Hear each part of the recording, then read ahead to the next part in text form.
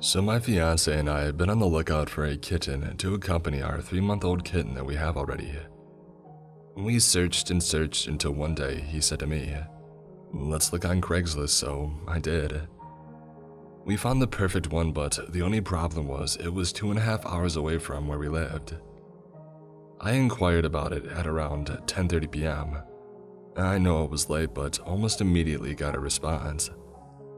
She sounded very nice over text and asked to see where I lived, so that we would feel settled about the kitten living with us. She also insisted on going to their house. I know I should have just dropped it then. But at the time I thought nothing of it. So I sent them a video and we set up a time for the next day to meet up. The next day came. I wasn't going to take my fiance, but he insisted on coming with me because he wanted to be there just in case, because Craigslist is known to be sketchy. So we drove the 2.5 hours all the way there. As we were on our way, I was messaging this girl that we would get there on time, and she responded, "Great, I'll see you then." We arrived at the home, me in the driver's seat and my fiance in the passenger seat with the window down. I texted the girl and got no response. I called and no response. I ended up calling 5 times and texting in the course of an hour and got nothing back. I went up to the house and knocked on the door. Nothing. There was a car in the driveway, but no response from the number or the door. We got there at about 6:30 and waited until almost 8, but there was nothing. A neighbor came out asking what was wrong, and I said that I was here to inquire about a kitten, and she said, "A kitten? Yeah, the one that was in the ad on Craigslist." She said, "No one has kittens in this home though." I showed her the ad and she said, "Oh, I do know them. They're very sketchy people and they don't own any cats. I just helped them move their furniture yesterday." Well, on their ad it says that they have to get rid of their kittens since their new place doesn't allow any pets. That's impossible. I have a dog and so does the next door one over. I immediately found this creepy and assumed the neighbor was also in on something, since it was too creepy and I was feeling anxious. I thanked her and left along with my fiance. Literally immediately when we pulled out of the street, I got a text from the girl saying, "I'm just getting your messages now. Something must be wrong with my phone. Did you still want to see the kitten or no?" I didn't answer and we headed back home. What I don't understand is they didn't get any money from me, but they asked me to show up not knowing that I would be with my fiance. I had a bad feeling about it. What did they want from me? Okay, so here goes. In early 2014, I was around 18 and started browsing the world of Craigslist.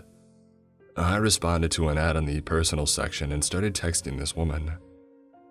Now being 18 and unfamiliar with how Craigslist worked, I didn't see any issue with meeting up at a hotel. I also didn't see anything wrong with her asking for donations. Again, 18 and stupid. I figured donation meant optional. Again, stupid I know, but just to be clear, she never gave me a price nor did I tell her that I had money for her. So I set up a time to meet her. I left my house to head to my GED class as usual, but walked to the hotel instead. It was pouring rain and it was warm out, so by the time I got there, I was all hot and sweaty. I knocked on the room door and she was in and she answered. Her attire should have alerted me, but let's say it again. 18 and stupid. She invited me in and I asked to use the shower quick. So I got undressed in the bathroom and hopped in the shower. She started taking off her top and I told her, "That's okay, I won't be long." So she goes and waits in the bed, watching TV. I get out of the shower and wrap a towel around my waist. I came out of the bathroom, wet as a dog, looked at her and asked if she was ready. She sprawled out on the bed and says, "Donations are due up front." At this point, all the red flags that should have gone off did as I realized the situation I was in. My face dropped as I faced the TV. I nervously told her that I didn't have any money. And she got up and started yelling at me, and threw my clothes and a bag at me. I got dressed and actually apologized for wasting her time. So I leave her room and start heading back to my GED class. Before I was out of the parking lot, a guy in a green punch bug calls me over to him. I tried to ignore him and walk past until he shouts to get my attention. So I walk up to the driver's side of this guy's car and he starts talking to me. Now, this guy looked sketchy and I just figured he was the woman's pimp. So he's talking to me with his left arm up on his door and his right arm down at his side, holding a freaking pistol. At this point, I'm almost certain that I'm going to get shot. He says to me, "So why would you come here knowing that you don't have any money?" I explained as calmly as I could that I wasn't aware of the situation. This guy pulls his arm up a little to show me his gun and he says, "I have messages between you and her saying that you had money for her." Now, like I said earlier, I never told this woman that I had any money.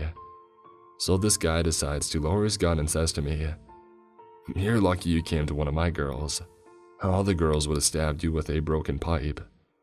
Now I see you're pretty young, so I'll let you off with a warning this time." He then motioned me to be on my way, but you bet your butt I kept looking back to make sure I wasn't about to be shot from behind. Obviously, I never met up with anybody from Craigslist ever again. I really love Craigslist. I would estimate that I met maybe 300 people for buying or selling stuff, and for the most part, everyone was nice and harmless. However, I did run into 2 creeps who made me rethink meeting strangers alone to sell stuff. FYI, I was in my early 20s and a female at the time. First guy, it's 2009 and I'm staying with my parents for the Christmas holidays in a small town in Florida. I'm going through my childhood room and cleaning out the closet, and find a giant CD holder full of maybe 100 really crappy CDs, like Nickelback, Aqua, Chumbawamba.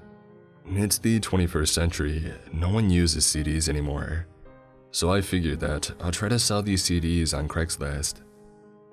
I put up a listing, 100 CDs from the late 90s and early to mid 2000s, a mix of pop and rock, all for $35 or best offer. The next day, I get an email from a guy named John around 2 p.m.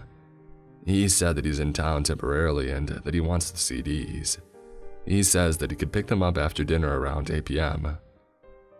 I email him back my address and number and tell him to text or call me when he's on his way. 8 p.m. comes and goes. I figured that I'd been stood up, which happens often on Craigslist. No big deal. My dad works for a liquor distribution company and would often do demonstration nights at restaurants and bars, and he would come home at the bar's closing time. This night, he gets home at around 3 a.m. I'm in college and a total night owl, so I'm still up probably eating junk food, surfing the web, and watching some horror movies. I hear a car pull up. Look out the window and I see him sitting in his car eating food. He often stops at Taco Bell on his way home and eats in his car, so Mom doesn't know that he's cheating on his diet. Maybe 10 minutes later, my dad comes in and shouts my name. "Hey, there's someone here to see you. Can you please tell me why a strange man is showing up at our house at 3 a.m. Huh? I go downstairs and my dad says some guy pulled up in the driveway and asked for me by name. I walk outside with my dad, and this guy who's in his maybe mid-30s gets out of his car. He said that he's the Craigslist guy that wanted to buy the CDs. My dad goes back into the house and I tell the guy it's really late for him to be stopping by, especially without texting first. However, since I'm awake, I go and grab the CDs. He then proceeds to drone on and on about why he's buying the CDs. He said that he's engaged to a woman that he loves very much and all he wants to do is make her happy. He said that last week, someone broke into her car and stole all of her CDs. She was really upset and he wanted to make it up for her. He looked on Craigslist and found my listing and was really excited because I had a bunch of the CDs that she used to have. The weird thing is, I didn't list any of the artists or bands because I was lazy, but I didn't think about that at the time. Anyway, he said that he was getting it for her as a Christmas surprise. He said he was staying with his future in-laws somewhere nearby, and that their family barbecue ran really late. which is why he never made it to 8 p.m. By this point, I've lost interest and say something along the lines of, "That's sweet, next time you should probably call or text the Craigslist instead of just showing up." I hand in the CDs, he hands me the cash, and I go back inside. 3 days later, I start getting messages from an unknown number. "Hey, I don't know my way around this town. Care to be a tour guide? I could really use a massage. Where can I get a good one in this town? You're Asian, do you do it? Would you take $40 an hour for a 1-hour massage? Happy ending." Me finally, who the heck is this? "Oh, sorry, I bought the CDs from you the other day." I didn't respond. I show my friends that night and we laugh it off. And then the next day, I get more messages. "I still have your address. I'm at the bank near your neighborhood. I got that $40.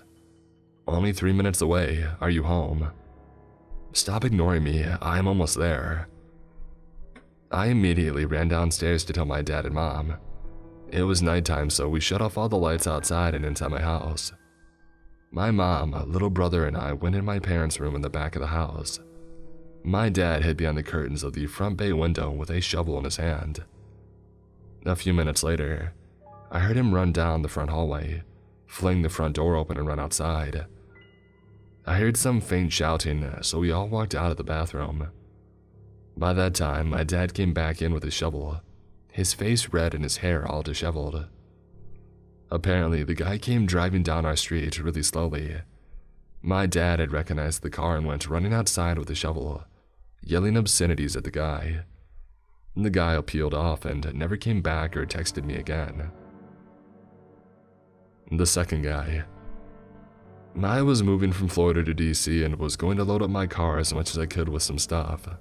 However, I lived on the 3rd floor plus a bit of a walk from my assigned parking spot, so I figured that I could use some help. I posted an ad on Craigslist. I said I was looking for someone to help me load some heavy items, like a TV, a desk, etc., into my car. Less than an hour's worth of work and I would pay $45 or whatever. I give the very first responder my number and address and he shows up. He was probably 5'8" and 350, and the sweat and smell coming off this guy in the Florida heat was nauseating, but I didn't care as long as he did the job right. While he was carting away the heavy stuff, I was loading lighter things. Whenever I would go upstairs to grab another load, he would hurry after me so he could walk up the stairs behind me. I had the door propped open so he didn't have to worry about me needing to unlock the door for him or anything. And then he would follow me up the stairs and he would make these weird grunting noises, but I assumed it was because he was out of shape. Eventually, everything's loaded properly, save for some sweat smears on my stuff. I pay him and he drives off. I go back in my place to finish loading and cleaning. I go out maybe 45 minutes later to put out another load into my car, and I see his truck in the back parked across the street from mine. He's sitting in the driver's seat looking at me. When he sees me notice him, he looks away. I walk over to his window and knock. He rolls it down and I ask if he needs any help or if he was lost. I was really confused as to why he had come back, and I knew that he didn't live near me.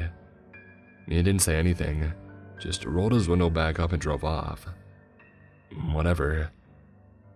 Of course, 5 minutes later, my phone starts blowing up.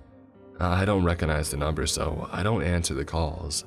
And then the text messages start rolling in. "What are you up to tonight? I can come back over." I get this sinking feeling it's the Craigslist guy again. He had never called me about the job when I gave him my number, so I didn't know what his number was.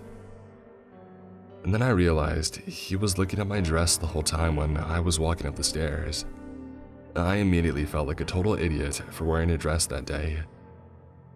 He then started dialing my number over and over again. I didn't know how to do the block number thing through Sprint, so I just turned my phone off. Later, I was with my guy friend grabbing a bite to eat and turning my phone back on. And I got another text from the guy saying something that I probably shouldn't say on here. I showed the text to my friend and I told him the story. The Craigslist creep then proceeds to start blowing up my phone again. So my friend answers and tells him to stop trying to contact me. I moved away the next day, so I never had to worry about him randomly showing up in his truck again. Since then, I bought and sold stuff on Craigslist, but I always make sure people meet me at a public address. This happened 5 years ago today, marking this experience's 5th anniversary. At the time, I was a shy, religious, sheltered college kid whose social interactions are very dependent on school-related activities. Today, I'm still pretty shy and barely have any social interaction nowadays, but I digress. Being the religious person that I was then, I had requested that my family and I attend Mass on the last Sunday of the year. Sunday came and Mom was the only one willing to accompany me. We attended the last Mass of the day, which is around 6 or 7 in the evening, because it was too hot in the afternoon, and I could not be bothered to wake up early for the morning Mass. When we had arrived, the Mass had already started and all the pews were occupied, so we stood by the very back of the church. The Mass itself was pretty average, except for a lady in the back of the church who fainted in the middle of the priest's homily. I didn't feel anything was wrong during the whole Mass. Usually after the Mass, when the priest would be standing before the altar, people would approach him to receive his blessing. I had planned to do that, meaning I had to cross the whole length of the church to get to the priest. As I walked on the aisle, I suddenly felt like I was being followed. In the years after this incident, I felt what being followed by friends trying to catch up on me feels like, and that did not match what felt when I was walking down the aisle. I was hoping that my instincts were wrong, but I was quickly disproved when a man came up to my left side. He was taller than I was. I'm 5'2" and he was around 5'7". I couldn't pinpoint his age, but I can guess he was older than I was, maybe early 20s. I didn't know who this person was and I didn't know what he wanted from me. He then started asking me personal questions like my name, my age, and where I lived. I knew that I was lacking in social skills, but I know following a person around at church at night and flooding them with personal questions isn't a great way to make friends. At this point, I was uncomfortable. I was still far from the priest, but was too polite to just simply ignore him. I replied to his questions, but all were with false or vague information. I gave a fake name, a different age, stuff like that. When I did approach the priest, I tried to get his attention to maybe get the guy to leave me alone. But the priest looked like he didn't even care whose forehead his knuckles were touching at the time. Feeling betrayed, I turned to look at the other people nearby, but everyone else had their attention on their own business. I couldn't really blame them for that. My last resort was, of course, my mother. I turned around and speed walked my way to the back of the church. But as I neared the spot Mom and I stayed earlier, she wasn't there anymore. I panicked and started looking around frantically. The guy was still following me and now asking me where I go to school. I didn't want to talk to him anymore, and I didn't want him near me anymore. In my panic, searching for my mother, I caught a glimpse of her form sitting at one of the pews at the back. I darted straight to her and squeezed my words out. With no pause, that I was being followed and we needed to book it out of the church. Mom, understandably surprised, looked at me, then at the guy who was still by my side and then back at me. She then stood up, took my hand, and walked out of the church with me. By the time that we got to the car, my heart was racing and I was shaking a little. Being the nice person that I was, I tried to rationalize that maybe the guy really had good intentions. My mom would tell me the guy was probably just awkward or socially inept, but everyone else who I'd shared the story with thought otherwise. For a time, I wouldn't go near that area without my brother, and I pretty much lost my dedication to my faith over time because of this experience. So, to the creepy guy who made me feel unsafe in the house of God, let's not meet.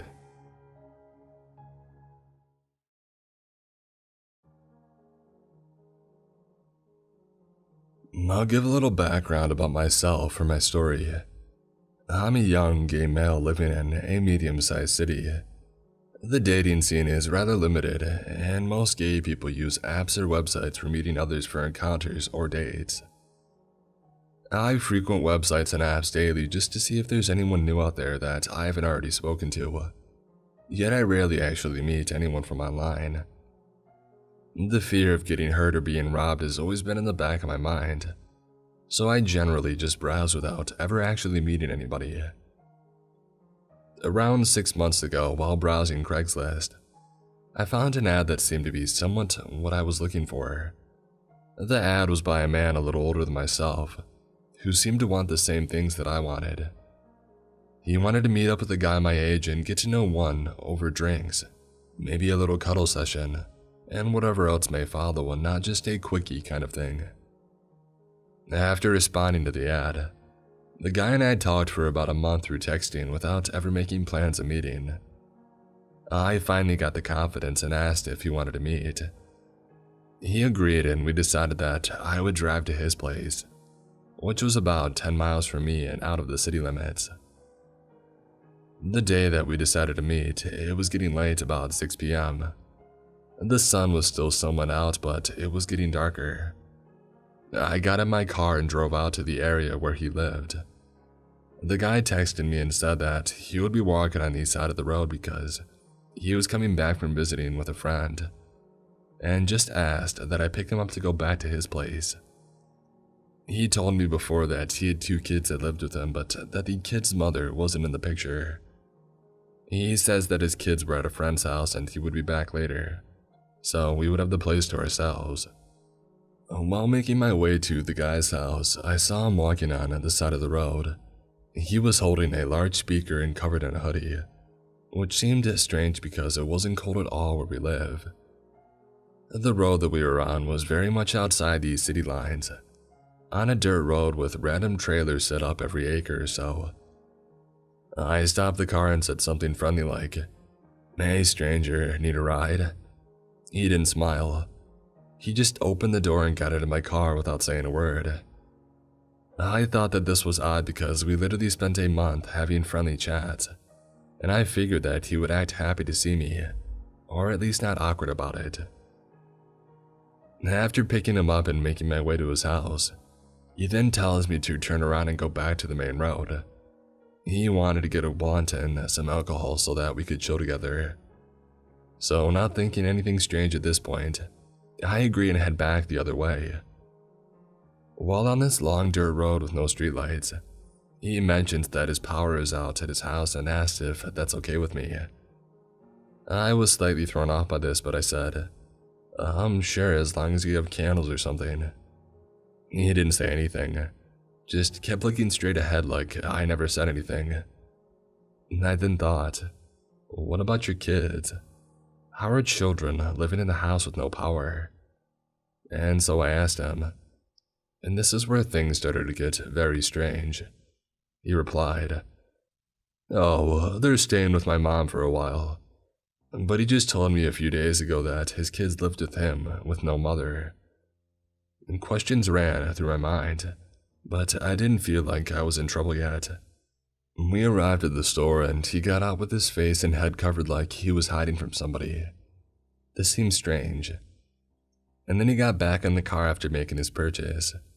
While traveling back to his place, which was about a 15-minute drive, he then told me, I had to sling drugs to get money for this so we could hang out tonight.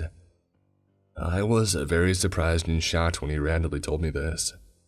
The situation was getting sketchy, so I asked if he had any protection, just in case we decide that we needed them. He said no, so I dropped him off at another store nearby before starting our journey down a long dirt road. After inconsistent and strange behaviors coming from the guy, I was just really wanting to get out of this situation as fast as I could at this point. I dropped him off at the local grocery store to pick up protection, thinking this could be my out. I could just drive away and block his number and be done with the situation. After he walked into the store, I was trying to figure out what to do at this point. I wanted to just drive away, but I didn't want to just leave somebody stranded. I finally got the nerve to leave, but his huge speaker was sitting in my floorboard. I wanted nothing connecting me with this person, and feared that he might possibly say that I stole the speaker.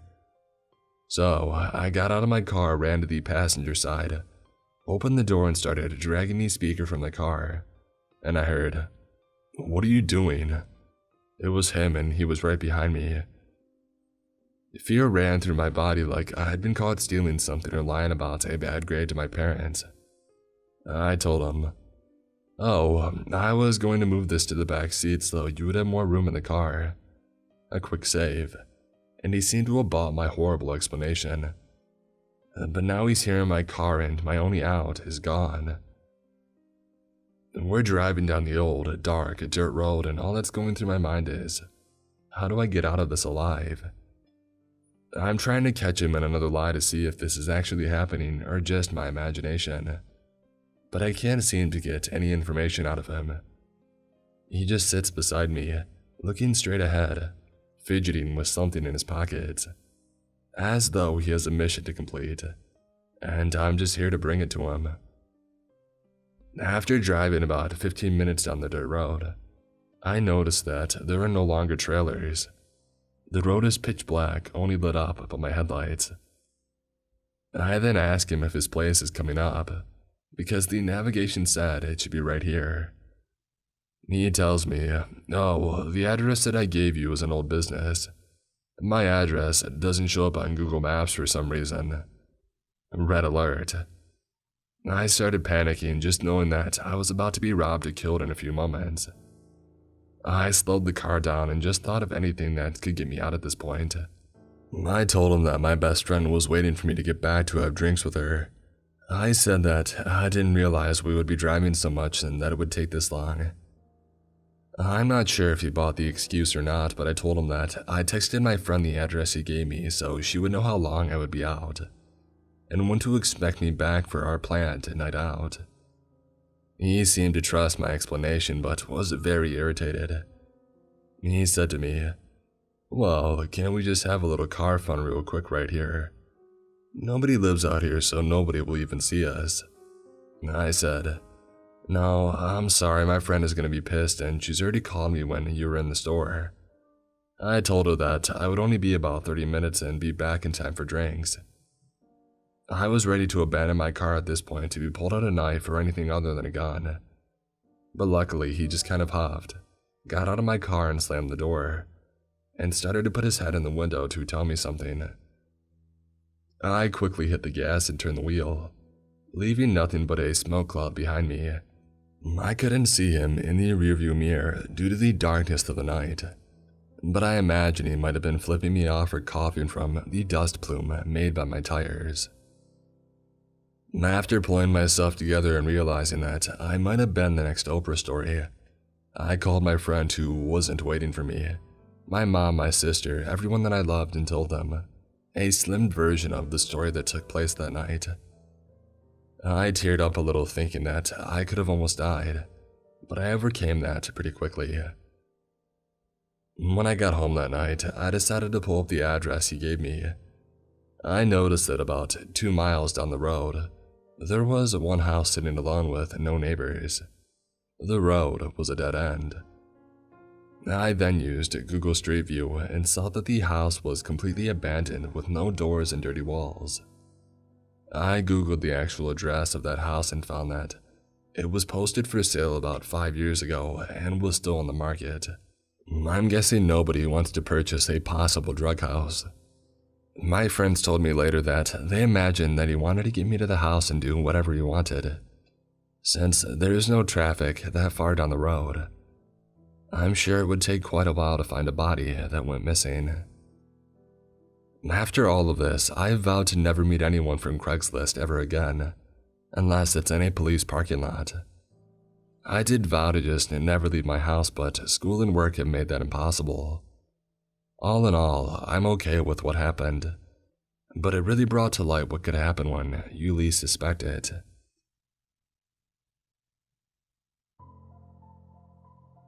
I was 18 years old and was looking for a place to move in before I started my first semester of college, since living about 2 hours away in the backwoods wasn't very practical. The first place I looked into was great. Safe area close to my job location, 10 minutes from school, etc. The only issue was when I went to sign up for the place. Pricing had gone up significantly since they last updated their website. Not knowing this, I put down my non-refundable deposit and was out $850 in less than 2 hours. Ouch. So now I'm out a significant chunk of money, set to start my new job in less than a week and to have no place to move into. Here comes my mom with an idea. Look for a room to rent on Craigslist. I know, stupid, but I was desperate and she just wanted to help. After browsing, I found a room available for rent that was within my price range and decided to scope out the place. I met with my soon-to-be roommate, who we'll call B. B was a gay man, yes, it's important, in his early 30s. He was new to the area, a born-again Christian, very laid back and just seemed like a cool guy in general. I met him with my mother and stepfather, none of us getting a weird vibe from him, and after he showed me the room and private bathroom, and we decided to go for it. The only thing my stepdad insisted on was installing a slide lock on the door before I moved in. I handed B my deposit and he handed me my keys, telling me to go ahead and start moving in my things. Less than 48 hours later, I was moved in and waving bye to my parents. The morning I moved in, B wasn't there. No biggie, it was a Sunday morning and I assumed he was at church or something. Lunchtime rolled around and I figured a Sunday brunch. Afternoon came by and I sent him a text. Evening I called, no answer. 8 p.m., 10 p.m., nothing. Finally, I got tired and decided, screw it. One last text and I'm going to bed. Around 1 a.m., I woke up to someone knocking on the front door. It took me a second to remember where I was, but once I did, I was curious if B ever made it home. The knocking continued and I thought maybe B forgot his house key or something, and I came out into the living room to open the door. B wasn't on the other side. It was a thin lady with ratty brown hair looking around confused. One of the first things I noticed was she was in a dirty t-shirt. It was late December and like 32 degrees outside. I'd been around enough druggies in my day to know she was probably gacked out. Regardless, I smiled and talked. Hi, can I help? Is B here? She interrupted me and stuck her head through the door to look inside. I don't think so, he hasn't been here all day. Are you a friend of his? I'm actually really worried about him. She suddenly shoved past me and into the house before answering. No, he won't answer my text or calls. Where's he at? I don't know, ma'am. Your guess is as good as mine. I chuckled nervously, legit worried that my new roommate could be dead or hurt somewhere and no one knows it. She looked back to the doorway, and I followed her gaze and almost shit bricks. A giant man steps through the doorway. He was a very dark, complected black man wearing all dark clothing, black jeans, a black turtleneck, black boots. He was standing a bit behind her on the porch, and this guy was tall, like really tall. He barely looked like he fit through the door without having to duck under. The woman starts pacing around the living room, asking me again and again if I knew where B was. Before she got too carried away, the man told her they should sit down and chill for a minute before guiding her to sit down with him on the couch. I cautiously sat across from them on the love seat across the room. From here on, I'll call the girl CL and the guy BA. After a pace or two of awkward silence, I try to make small talk with the two of them, asking them how they knew B, their names, and don't remember them, where they're from, etc. Trying to use what southern hospitality I have to make the situation better, hoping that it doesn't get out of hand and dangerous. I quickly realized BA was sober, and didn't seem to have anything going on with him like what the chick did. He stayed cool and level with me the entire time he had a hand firmly gripped on CL's shoulder. All of a sudden, CL jumps up and says that she has to use the bathroom. I told her where my bathroom was, and she quickly told me that she wanted to use B's instead. I argued a bit, telling her I wasn't comfortable with her doing that since he wasn't home. She ignored me and went towards the back of the house where B's room, and I assumed the master bath, shutting the room's door behind her. BA leaned forward, elbows on his knees, and just stared at me for a while, looking me over and honestly making me a bit nervous. Easy, since I was already a bit on edge. He finally spoke after a long pause. "What are you doing here, girl?" "I moved up here for college." "How old are you?" "How old do I look?" "I guess something in the early mid-20 range." I told him I was 18. He cursed, sounding legit concerned. "You're not from around here." Not a question, a fact. He knew that I was in over my head, that I was uncomfortable in questioning what I was even doing in that house with two strangers at 1 a.m., and that I was honestly afraid. "Do you know about B's past?" When I told him no, BA unleashed a whole load of information to me. B used to do drugs like hard stuff. He's new to the area due to his drug issues, and that's how he knew CL. B is supposedly clean now except for the occasional thing. All this stuff I figured honestly. B looked like he had lived a rougher life, and I wasn't going to judge him for his past. BA sighed and asked me something I wasn't expecting. "You haven't done anything with him, right?" Obviously no, he was gay. Needles or nothing. Again no, I was clean. "Good, gonna be real with you. B's got it, so be careful, alright? Guy should have told you. Also, I ain't sure, but I think he gets his money from doing some bad stuff. So keep your head down until you get the heck out." CL came back into the living room then, and BA stood up and told her that they were leaving. She put up a bit of a fight about it, but he quickly escorted her through the hallway, yelling at her to shut up and wait in the car. Before he left, he told me that I wasn't safe there. Told me to leave, be smart, stay in school, and be better than all of them. He wished me good night and shut the door. I jumped up and locked it. Not gonna lie, I had a meltdown panic attack. Welcome to the city, kid. Next morning, B was home. He asked if someone was over. I identified the woman and told me that she had raided his medicine cabinet last night. Told me that it was okay, but to never let anyone in if they mentioned his name. Said people will come around that he doesn't want around. Told me that he was going out and he left for the day. The next 2 days kind of blurred together, so my apologies. I figured out B's job the next night when I heard him open the back door into his house with a hookup. The guy left. I heard B tell him that he can't use the front door and to go through the backyard. And this repeated, I kid you not, around 5 times that night, until I finally left my room to pee, and I see a guy leaning over the kitchen counter. The dude spun around to see me standing there and quickly adjusted his pants while cursing. B straightened himself from his kneeling position a few seconds later. The guy opened his wallet, handed B some cash, and left out the back door. Great. I went back to my room and called my best friend and her husband, crying and wanting out. They were staying at a hotel in town that night and invited me to come stay with them. I moved back home again until I found a new place. No more Craigslist ads, no more strange roommates.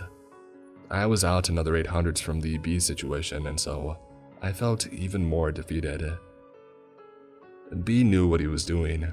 He knew that he was putting me in danger by lying to me and bringing me into that situation. BA got his nickname because that's what he became to me, an angel. If he never would have warned me that night, I could have been in real trouble, and possibly even gotten sick because of this reckless behavior about this guy that I lived with. I would love to meet BA again and thank him, but not B. Him and CL can do their own thing, far, far away from me.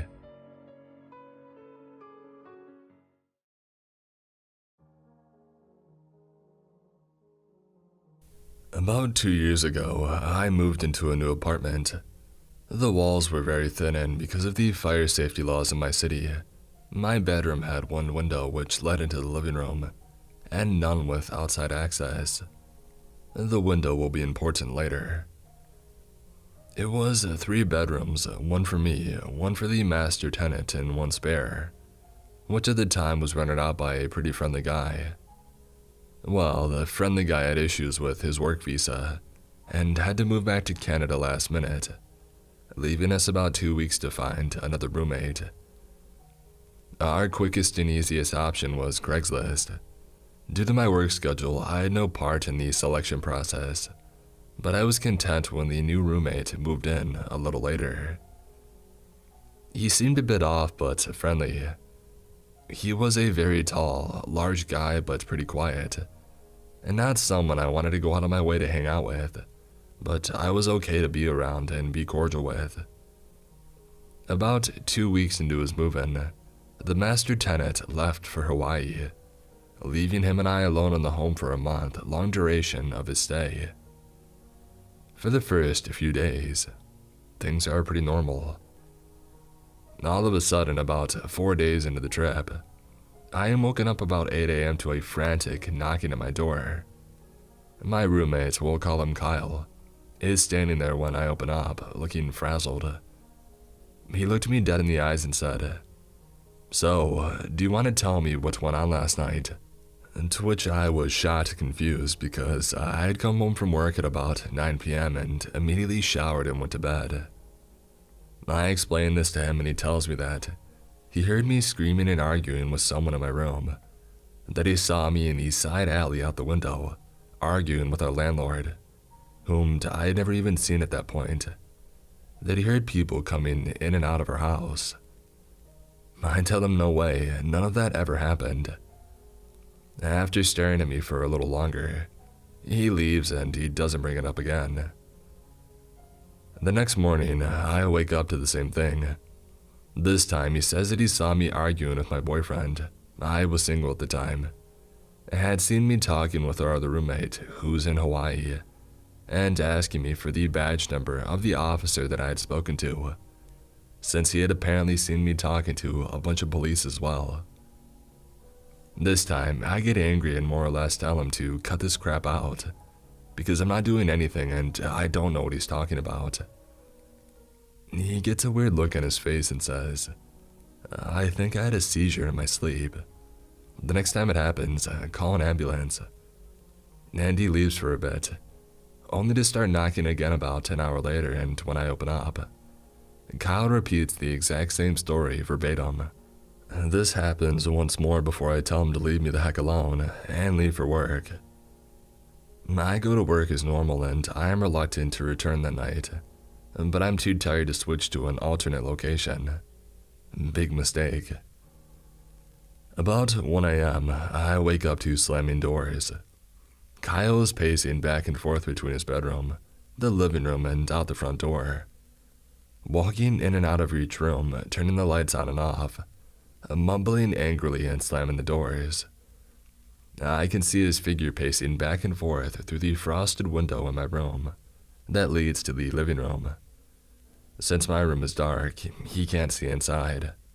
Suddenly, he screams, "I can't live like this. Why are you doing this to me?" I think he's on the phone and I don't respond. A few moments later, he screams my name repeatedly and I realize that he's directing it towards me. I knew I had to get the heck out of there. So I very quietly creep out of bed and start getting dressed and packing a bag of clothes for work in the morning. I'm almost done when he screams, "I hear you," and charges over to my room, slapping the wall next to my door and not touching the door itself. I look toward my window and I see his shadow lean all the way forward, pressing his ear up against the glass. I was terrified and sat completely still, unmoving. He eventually screams my name again and moves away from the window, and I hear him start pacing between rooms again.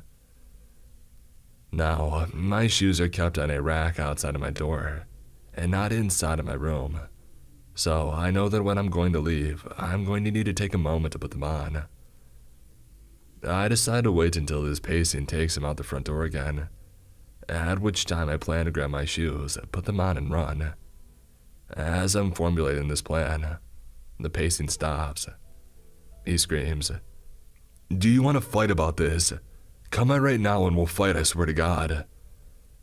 Now, I'm a very small 5-foot girl and this guy is easily 3 times my size. So I'm definitely not looking for a fight, thanks but no thanks. After a few minutes, he turns off all the lights and I hear the door to his room open and close, followed by silence. I wait for a moment to be sure that I can't hear any movement, and then I decide to take my chance. I took a deep breath and pulled my door open quietly. I step out and grab my shoes before I look up a second later, and I see him standing shirtless with just a pair of boxers and socks on in the dark of the hallway. His arms hung slightly outward in an awkward position. He says in a low, calm voice, "Ma'am, we need to talk." That was a hard no for me, so I grab my shoes and run out the door with them in hand. I run about a half block barefoot before I stop and put them on. When I look back, he's standing in the porch lights of a front door, watching me run but not moving. Luckily, I had a friend who lived 2 blocks away and I had their spare key, so I let myself in and I crashed there for the night.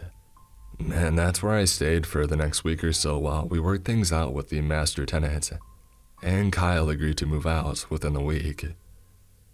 He said that he doesn't remember anything that happened, or wasn't sure if it was real or not. But if I said that's what went down, then it must be real. The day Kyle left, he sent me a photo of the house key sitting on the table and says, "I'm out, nothing else."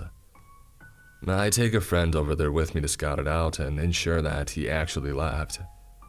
And when we get there, we discover that not only had he left a ton of food and furniture, but he had ripped all the fire alarms out of the ceilings.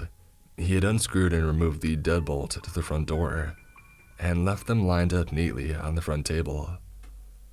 We then realized that my front door could only lock by using a key from the outside, and that it had been locked when we had arrived, meaning Kyle still had a key.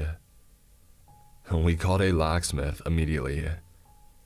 Even after changing the locks, I was still terrified to stay there alone afterwards, and never went to sleep at night without barricading the doors with chairs and other furniture. To this day, I still fear for his safety. He was obviously psychologically unstable, but I also wonder what could have happened if I hadn't been as lucky as I was. Hey, my name's Tom and I live in the St. Louis area. And this is a story about something that happened to me that almost ruined my life forever. When I was 21 years old, I broke up with my first ever serious girlfriend, who I had been together with for 8 months. Needless to say, I was devastated. I fell into a deep depression and I began abusing painkillers and Xanax really heavily, and I began looking for any girl that I could find a rebound with. I ended up looking on the personal section on Craigslist, and I found an ad for a girl named Stephanie. I began talking to her, and I had arranged for her to come pick me up on a night, and we had intercourse that night and decided to make it a regular thing. She was an older lady, about 35, and a bigger girl, but she had her own apartment and enough money to keep me loaded on as much drugs and alcohol as I wanted. And to be honest, I really just kind of used this lady. After a while, she grew really attached to me and started to want a more serious relationship. Eventually, she started dropping hints about wanting to get married. She said that she wanted to do this to help me out, so that she could get me on her insurance so I could get help with my drug and alcohol problem, which I refused to consider. One day, we got into a big argument and she told the police that I had been abusing her and got a temporary restraining order on me. A week after she did this, she called me crying her eyes out saying, "Please forgive me, I love you," and all that other stuff, and said that she wanted to come pick me up and buy me some dope and alcohol and get me something to eat. And being the addict that I am, I of course accepted. From the moment that she had picked me up, I noticed that she was acting kind of odd. She was usually really talkative and was always on my butt wanting to talk to me about this and that. but this day she was oddly quiet. And we got back to her apartment after I had walked in, and she immediately pushed me on the couch and pulled me down and started doing stuff. And then she climbed on top of me and began doing you know what. And she seemed angry when I didn't want to finish. I had been getting bad vibes off her the whole night, so after this happened, I immediately asked for a ride back home, which she quickly agreed to do. After I got dropped off at the house, I went inside and I sat down. My sister was watching SpongeBob, so I went and watched it with her. About 10 minutes after I had gotten home, I got a call on the phone. I picked it up, and to my surprise, a lady on the other end said that it was the St. Louis County Police Department, and that they were going to need me to come outside and talk for a second. I ran downstairs and hid my weed and my pills and then walked outside to figure out what the heck was going on. When I walked outside, there were about 7 different cops on the porch, and they were all pointing tasers at me. One of them hit me in the back of my leg with a nightstick and put me on the ground, and I was handcuffed. The cops then talked to my mom and got permission to go inside of the house, where they took a drug dog and began doing a thorough search of my room and my basement area. None of the cops on the scene would tell me what was going on whenever I would ask a question about why they were doing what they were. They told me that I would have to talk to the detective at the station. When I got to the police station, I had a bombshell dropped on me apparently. This lady had accused me of kidnapping her. She told the police that she had come by my house to return some of the stuff because we had just broken up. It was then that I had forced her by knife into her car, and that's when I kidnapped her. But thankfully, I had remembered that we made a couple of stops on the way to her apartment. She had gone inside of a gas station to get a couple of packs of cigarettes with me, so there was no way that I could have kidnapped her. The police still did a swab for DNA, and they also took my clothes for evidence, and I was forced to spend the rest of the night in the St. Louis County Jail, wearing nothing but hospital scrubs. I was released the next morning, but my ordeal was far from over. This lady began constantly stalking me. She would call me every night at odd times from blocked numbers, and either crying into the phone or just begging to talk to me. I also began seeing her vehicle quite a lot in the neighborhood, even though she lived nowhere near close to me. I called the police about this a couple of times, but they didn't really seem to care. They told me that I would have to get a restraining order on her in order to make it stop. I wanted nothing to do with the court system because I have a criminal record, and I just decided to ignore her, and I hoped that the problem would go away. After a couple months, she finally did stop bothering me as much. However, to this day, I sometimes get calls at 2 or 3 in the morning from blocked numbers. And every new girlfriend that I get, she will message them on Facebook and try to run them off. Moral of the story: be careful who you meet online. Whether you're a guy or a girl, all it takes is one crazy person to completely ruin your life. Hey guys, this is my first time posting. I thought I would tell a story about one of the more creepy encounters that I've had so far. At the time, I was a few months into undergrad in Austin, Texas, and had just become comfortable enough with myself to come out of the closet. At the time, there were no dating apps available, so to find dates I used Craigslist. It's a big mistake. I started chatting with a guy off Craigslist, Craig, and we headed off and decided to set a time and place for a date to meet in person. His ad said that he was 27 and I was 18 at the time. At first, he was insistent on meeting at his place, which I later found out was just a trailer. And it kind of made me suspicious, but in his pictures, he was very good looking. He had a nice smile, etc. So I decided to let it go. Eventually, we agreed to get coffee before going to his place.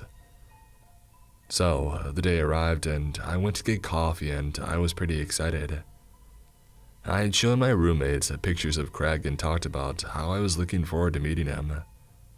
I showed up at the coffee shop and he was already there.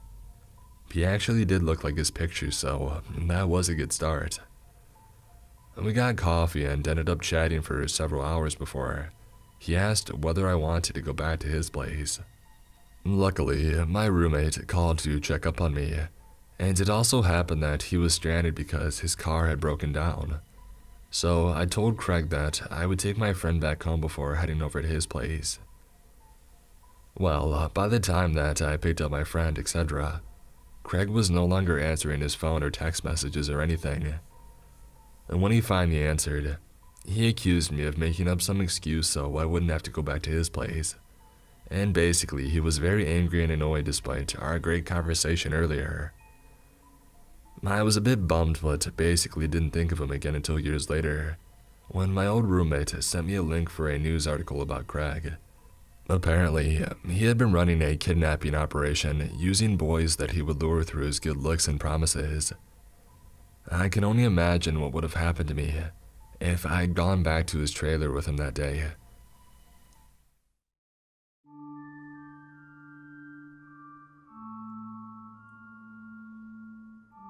So, about 2 years ago, a friend of mine had moved into his own apartment.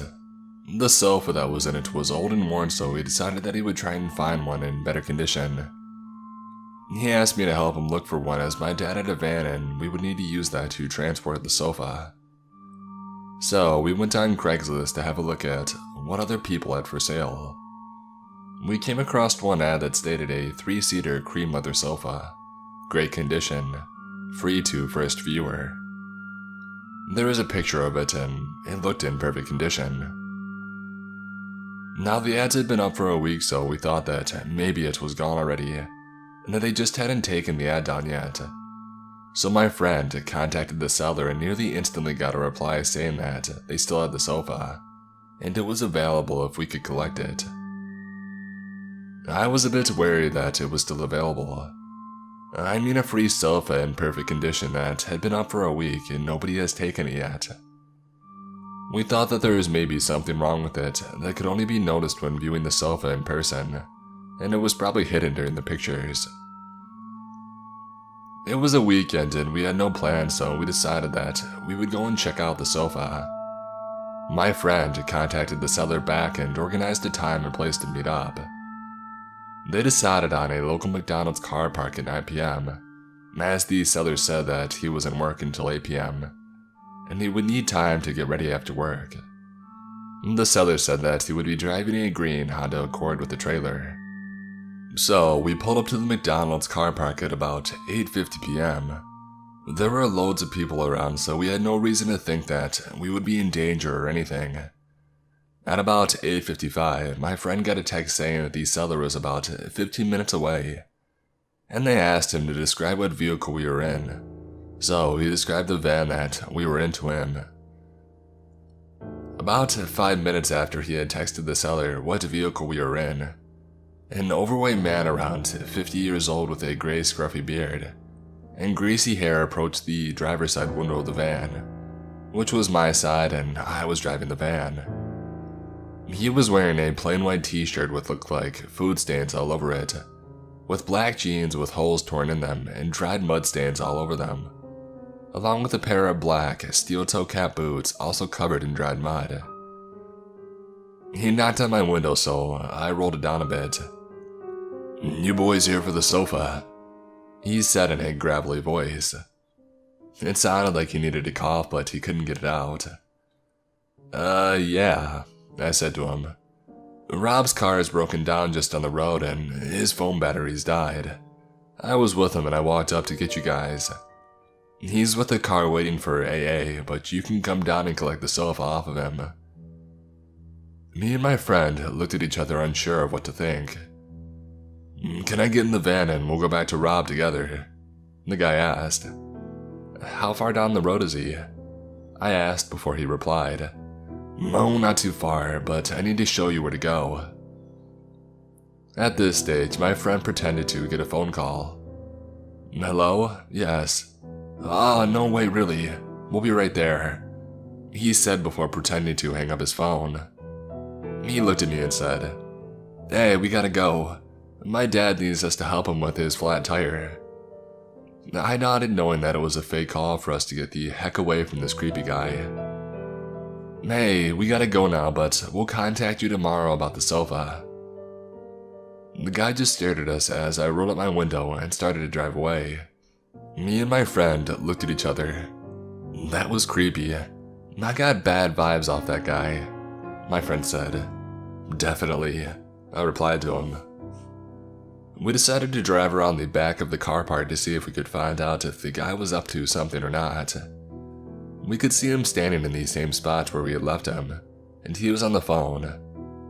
He put his phone down, and about 2 minutes after that, a car pulled up with 3 men in it, and he got in.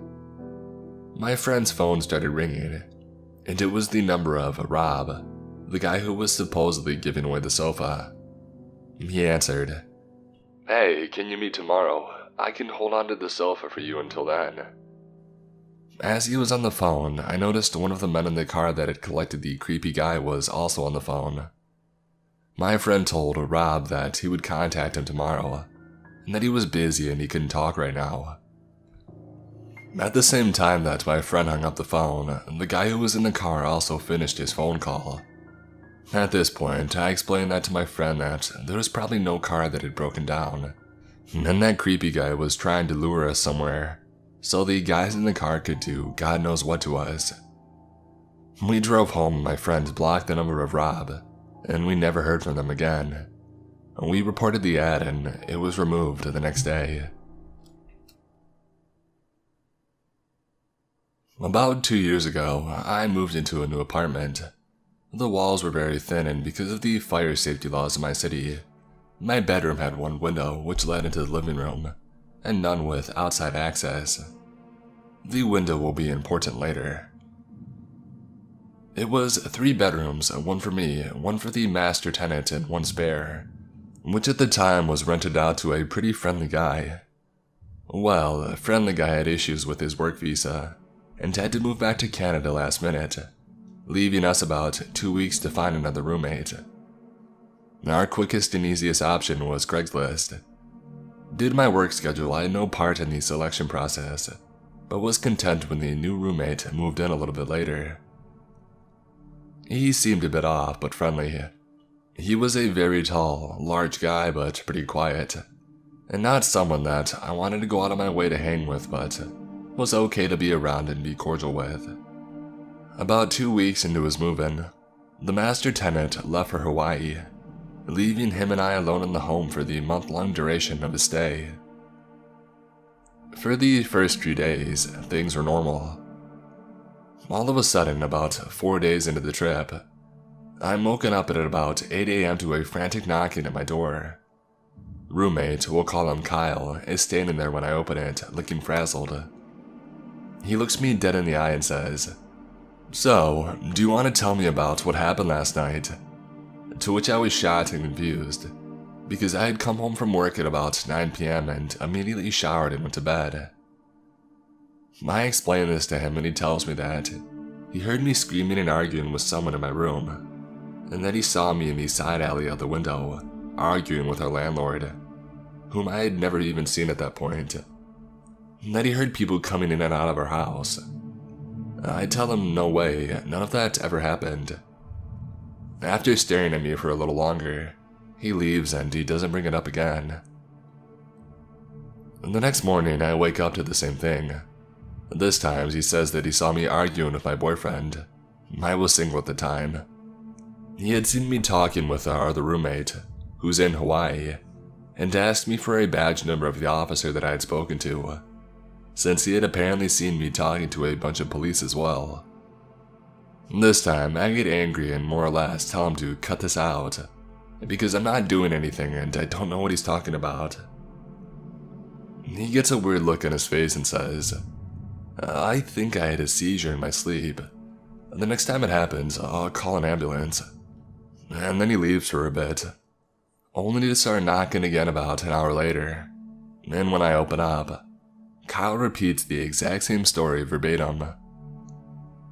This happens once more before I tell him to leave me the heck alone, and I leave for work. I go to work as normal, and I am reluctant to return that night, but I am too tired to switch to an alternate location. A big mistake. About 1 a.m., I wake up to slamming doors. Kyle is pacing back and forth in his bedroom, the living room, and out the front door, walking in and out of each room, turning the lights on and off, mumbling angrily and slamming the doors. I see his figure pacing back and forth through the frosted window of my room that leads to the living room. Since my room is dark, he cannot see inside. Suddenly he screams, "I can't live like this. Why are you doing this to me?" I think he's on the phone and I don't respond. A few minutes later, he screams my name repeatedly and I realize that he's directing it towards me. I knew that I had to get the heck out of there.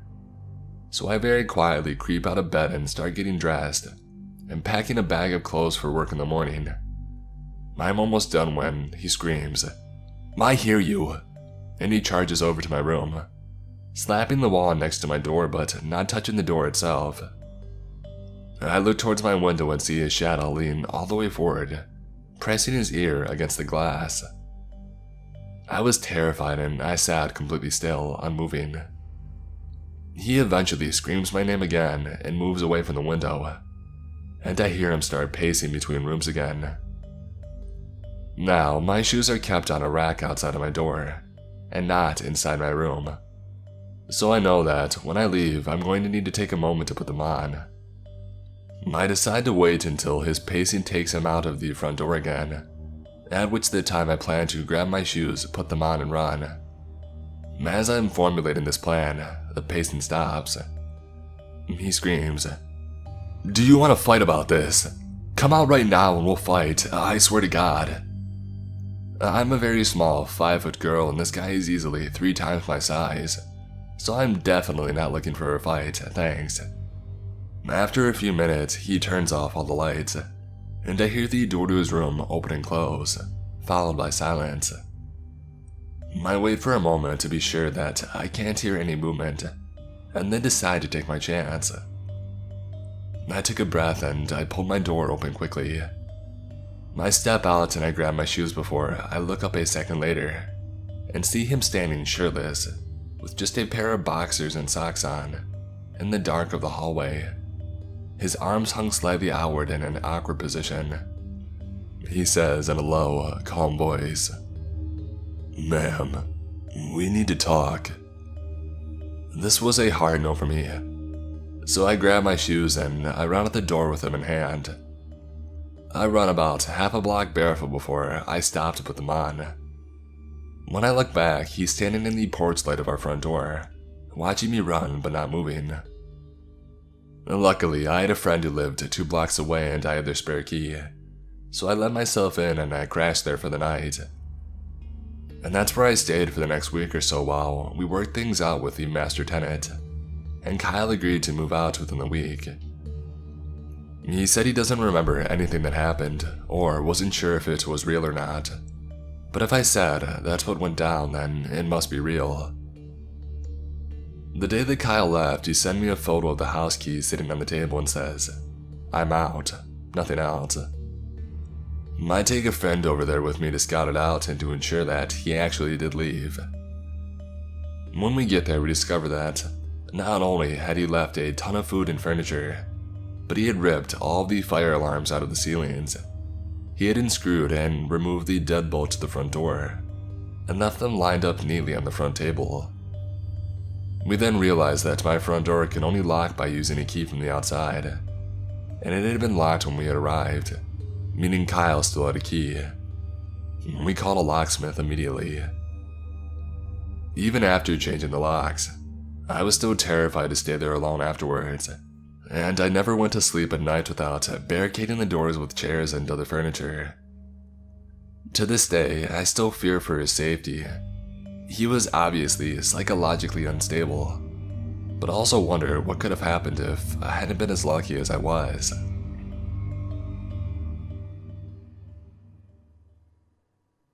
When I was 21, I transferred to a college in San Francisco. I checked out a room for rent on Craigslist. It was in a really nice 2-bedroom apartment. It was cheap rent and close to campus, so it was the ideal spot. The girl who lived there was 29 and her name was Beth. She was tall and wide and had jet black hair and wore pale makeup. She seemed nice, although a little quiet, but she seemed to like me and agreed to let me move in. So far, so good. My first night there, we went out for pizza, and that's when I could tell that something was a little bit off with her. Throughout dinner, she kept telling me how much I looked like Shia LaBeouf. I didn't know what to say, so I shrugged it off with a thanks. I mean, I looked nothing like Shia LaBeouf, so it just didn't make any sense to me. When we got back home, she asked if I had seen her room yet. I said no, and so she took me to see it. Her walls were covered in posters of Shia LaBeouf. She even had printed out photos of him all over her mirror. She owned all of his movies. I didn't know what to make of it. It was creepy. The whole night, she had been saying that I look like him, and now it's obvious to me that she's obsessed with the guy. A few weeks passed and I never really saw her that much. We didn't spend any time together really. She would come home from work and practically run to her room. She would spend the whole night in there. She had this creepy, high-pitched giggle, and I would hear her giggling through the walls all night. I wondered what the heck she could possibly be doing. Occasionally, she would come out and talk for like 2 minutes, and she would always be slurring her words, so I suspected that she was drinking a lot. Sometimes she wouldn't say anything and she would just stand in the hallway and watch me in the living room. I would turn and see her and be surprised and say, "Hello, Beth." And then there would be this long, awkward pause and she would give out her creepy, high-pitched giggle. It was a little uncomfortable being around her. She gave me the chills. One night, I woke up at around 2 a.m. because I heard what sounded like the front door being unlocked. I came out of my bedroom and all the lights were off, but I could still see Beth standing at the front door. She had her face against it, and she was turning the lock back and forth over and over again. And every time she turned the bolt, she mumbled my name. Max Barker, Max Barker, Max Barker.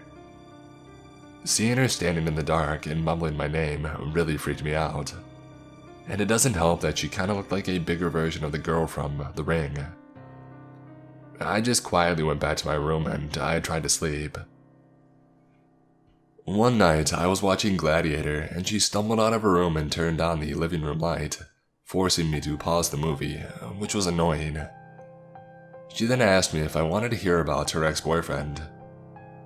It was an uneasy segue into the topic, but I just said sure and then awkwardly sat back to listen to her. 10 minutes into her story and she was so riled up. She was screaming at the top of her lungs about their breakup. I was worried that the neighbors were going to call the cops, and she wasn't listening to me when I was asking her to lower the volume. Amidst all of her screaming, one thing she said really freaked me out. She was in such a fit and yelled, "I'll frickin' end his life." That was a big game changer. Suddenly, I had no idea what this girl was capable of. She was practically a stranger and everything I had seen was becoming alarmingly disturbing. After a few more minutes, she told me thanks for listening, and she started doing her giggle. I got out of there pretty fast and went to my room to go to sleep. I had a pretty unsettled feeling about being in the house with her, and what's worse is that there was no lock on my bedroom door. I pushed the edge of my dresser in front of it to act as a little barricade. Later on, I woke up in the middle of the night to the sound of my dresser scraping against the floor. Beth was trying to push the door open. I turned on my light, shouting at her to stop. I could see her through the opening of the door. She was so drunk and had this insane look in her eyes. I pushed the door closed and yelled at her to go to bed. I could hear her walk back to her room, but I couldn't fall back asleep. The next morning, when I went out into the hallway, my heart dropped. I saw one of her steak knives was on the floor by my door. I got goosebumps all over my arms. All I could think about was her saying what she would do to her ex-boyfriend, I confronted her about it, and she said that she didn't remember trying to push my door open. She said that she didn't even remember telling me about her ex. I had had enough. My lease was month to month, so I found a new spot and I moved out. About a month after I moved out, she contacted me. I was at the movies and my phone was off. When I got out, I turned my phone on, and to my shock, I had received more than 40 text messages that she had sent to me over the past 2 hours. They were all just crazy texts that ranged from everything between, "Hi, how are you?" and "I freaking hate you." It was insane. I didn't respond and I never heard from her again. I always wonder if I hadn't set my dresser in front of my door, would she have quietly come into my room and done the unspeakable? It freaks me out.